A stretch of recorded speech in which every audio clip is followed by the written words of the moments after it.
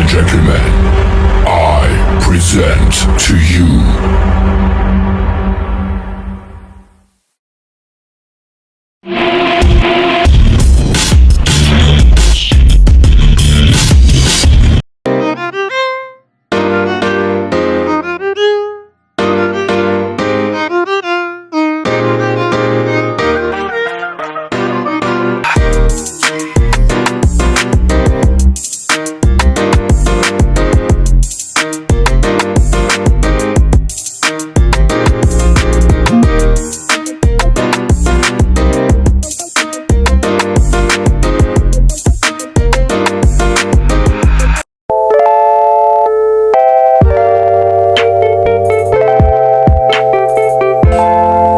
Usaha pembangunan vaksin dimulakan secara intensif sejurus selepas kod genetik virus dikongsikan oleh penyelidik dari China pada Januari 2020. Pertama kali dalam sejarah dunia, pembangunan vaksin dapat dipercepatkan menerusi pelaburan besar-besaran di peringkat global oleh pelbagai pihak, sama ada menerusi negara, badan dunia, syarikat, farmasetikal serta individu. Kepesatan pembangunan vaksin ini juga adalah hasil daripada kajian-kajian terdahulu mengenai patogen-patogen yang pernah mencetuskan pandemik, epidemik dan endemik seperti virus Nipah, Severe Acute Respiratory Syndrome dan Middle East Respiratory Syndrome. Vaksin mengandungi antigen yang berfungsi untuk merangsang sistem daya lawan jangkitan tubuh dan membentuk imuniti terhadap jangkitan penyakit khusus.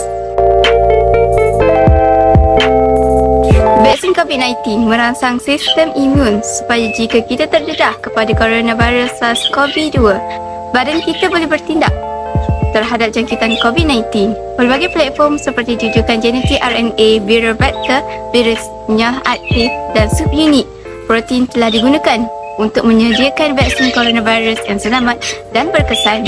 Ia boleh memberikan anda perlindungan terbaik terhadap COVID-19. Vaksin COVID-19 diberikan untuk mengawal penurunan penyakit COVID-19. Apabila semakin ramai yang mendapatkan vaksinasi, semakin ramai penduduk membentuk antibodi dan seterusnya mengurangkan kebarangkalian kejadian penyakit COVID-19 yang lebih teruk. Secara tidak langsung, ia boleh melindungi golongan yang berisiko yang tidak layak menerima vaksin COVID-19. Assalamualaikum dan selamat sejahtera. Hari ini saya akan menjelaskan mengenai JKJAV. JKJAV bermaksud Jawatan Kuasa Khas Genuine Access Bekalan Vaksin. JKJAV ditubuhkan melalui keputusan Mesyuarat Jemaah Menteri yang dipengerusikan bersama Yang Berhormat Menteri Kesihatan Malaysia dan Yang Berhormat Menteri Sains, Teknologi dan Inovasi. JKJAV bertanggungjawab dalam merancang, memantau dan melaksana pelaksanaan program imunisasi COVID-19 di Malaysia. Disebabkan oleh wabak COVID-19, para saintis telah mencipta pelbagai jenis vaksin. Banyak negara telah membawa masuk vaksin ke negara mereka, termasuklah juga negara kita, Malaysia. Disebabkan oleh itu, terdapat beberapa peraturan serta undang-undang kemasukan vaksin ke negara kita. Undang-undang yang pertama adalah Akta Racun 1952, Akta 366 dan peraturan-peraturannya. Akta ini mengawal seria aktiviti pemilikan, pengimportan dan penggunaan bahan racun serta pelbagai lagi aktiviti yang lain. Yang kedua adalah Akta Jualan Dadah 1952, Akta 368 dan peraturan-peraturannya. Yang ketiga adalah Peraturan-Peraturan Kawalan Dadah dan Kosmetik 1984. Undang-undang yang terakhir ialah Akta Pencegahan dan Pengawalan Penyakit Berjangkit Akta 342. Akta ini mengawal kawasan tempat jangkitan, perkhidmatan yang perlu dibuka serta kawalan pergerakan dan perhimpunan. Seterusnya saya akan menjelaskan mengenai kelulusan dan penilaian vaksin di Malaysia. Terdapat beberapa pematuhan piawaian yang ketat sebelum vaksin diluluskan di Malaysia. Yang pertama bagi kelulusan vaksin di Malaysia adalah melalui kajian data-data saintifik, klinikal dan teknikal. Urusan ini dilakukan oleh Laboratori Farmasi Negara MPRA. Kaedah yang kedua adalah kelulusan penggunaan vaksin. Pihak berkuasa kawalan dadah PBKD bertanggungjawab dalam hal ini.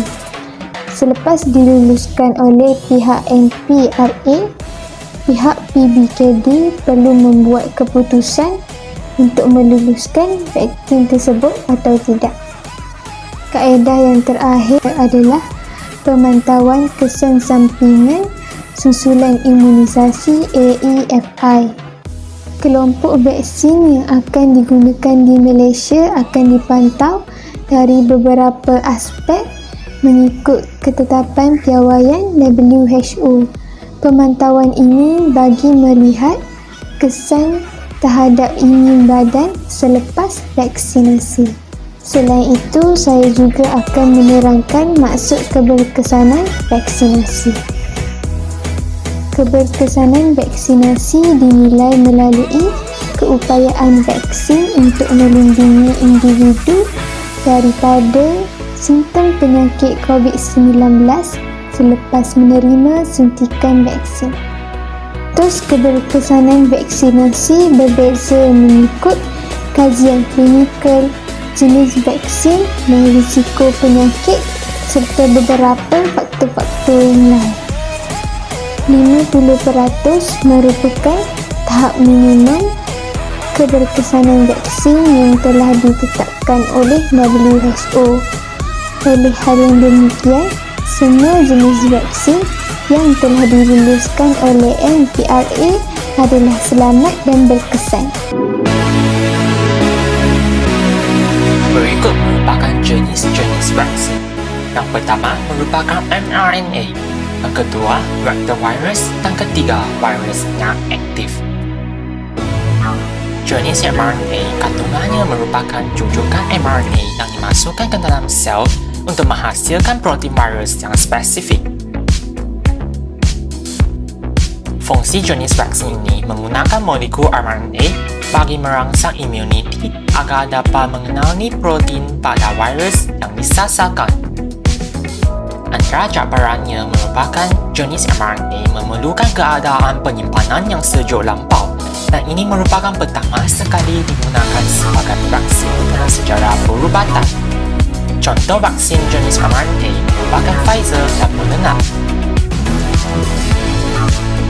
Seterusnya, kami akan membincangkan tentang jenis vaksin vector virus yang merupakan virus yang diubah selain untuk menyampaikan kod genetik antigen dan menghasilkan protein sasaran oleh sel manusia. Yang menggunakan virus pembawa yang tidak berbahaya bagi menyampaikan bahan genetik virus sasaran supaya merangsangkan tindak balas imun manusia.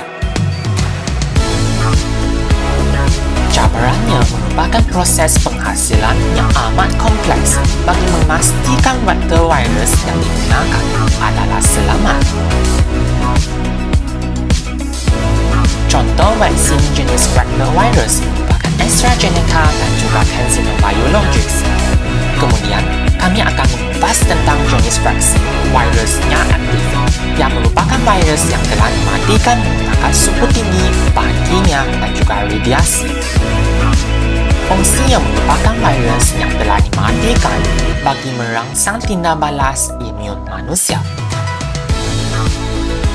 Cabarannya merupakan kos penghasilan yang amat tinggi. Antara contoh vaksin jenis virus yang aktif merupakan Sinovac.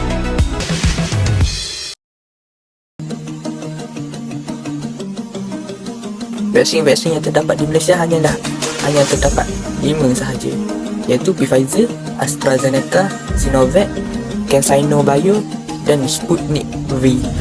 Setiap vaksin yang terdapat di Malaysia ini terkandung dalam setiap di antara 3 jenis vaksin tersebut, iaitu Pfizer bagi dalam kategori mRNA, AstraZeneca dalam kategori vector virus, Sinovac dalam kategori virus yang aktif. CanSino Bio dalam kategori vektor virus dan Sputnik 5 dalam kategori vektor virus. Setiap vaksin-vaksin yang telah disebutkan ini akan mempunyai negara-negara yang mengeluarkan setiap vaksin tersebut dan mengedarkan ke seluruh antara negara-negara yang terdapat di dalam dunia ini. Pfizer adalah negara pengeluar mereka adalah Amerika Syarikat. AstraZeneca adalah United Kingdom. Sinovac pula adalah dari negara China. Manakala CanSino Bio pula adalah daripada China juga. Dan akhir sekali adalah Sputnik 5 yang berasal daripada Rusia. Setiap vaksin yang terdapat di Malaysia ini perlu memerlukan dos kurang-kurangnya 2, kecuali CanSino Bio yang hanya memerlukan 1 sahaja. Bagi setiap individu yang perlu menjaga vaksin-vaksin tersebut, mereka haruslah mengetahui tentang cara-cara penyimpanan vaksin-vaksin tersebut dan suhu-suhu penyimpanan vaksin-vaksin tersebut. Setiap vaksin-vaksin tersebut mempunyai suhu-suhu yang tertentu supaya mereka tidak rosak. Yang pertama adalah Pfizer. Pfizer memerlukan suhu yang sekurang-kurangnya negatif 75 darjah Celsius. Manakala AstraZeneca pula adalah mempunyai suhu antara lingkungan 2 Celsius hingga 8 Celsius. Dan suhu ini termasuklah juga dengan Sinovac dan CanSino Bio. Mereka ini memerlukan suhu antara 2 hingga 8 Celsius. Manakala Sputnik 5 pula adalah memerlukan suhu sebanyak negatif 20 darjah Celsius. Negara Malaysia telah membeli vaksin-vaksin tersebut berjuta-juta demi rakyat Malaysia.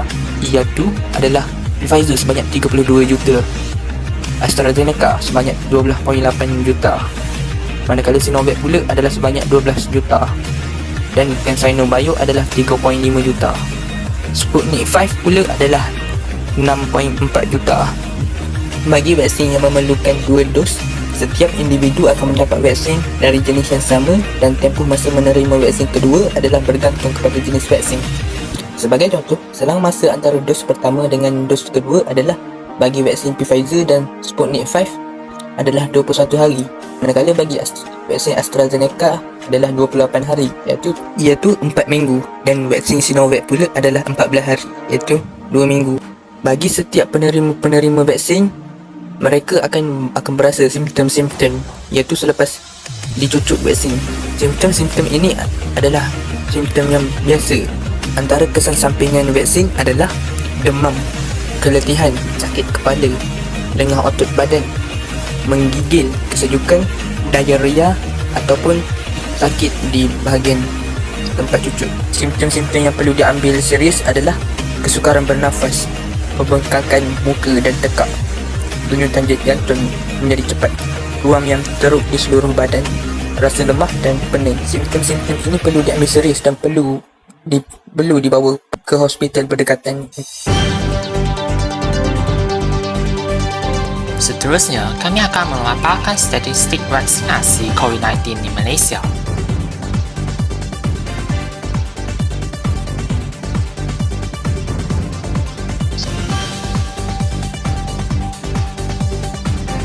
Berikut menunjukkan data kadar pemberian dos vaksin COVID-19 berbanding populasi Malaysia.